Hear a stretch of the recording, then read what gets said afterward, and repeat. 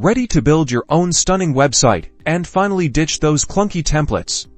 Let's dive into designing your website with Adobe Dreamweaver.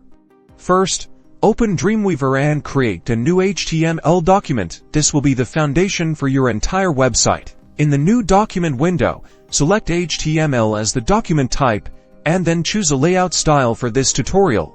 We'll go with none for a blank canvas. It's best for when starting your project from scratch. Next, let's familiarize ourselves with Dreamweaver's views. The design view lets you visually build your website, while the code view shows the underlying HTML code. You'll be working in design view to make this easier. Explore the insert panel. This is where you'll find all the different elements to build your website. Start by inserting a div or container into your web page. It's like creating a container for your content. To add an image, select the image icon from the insert panel. Choose an image file from your computer and upload it. You can adjust the width and height of your image using the properties panel to ensure it fits with your containers. Now, let's add some text.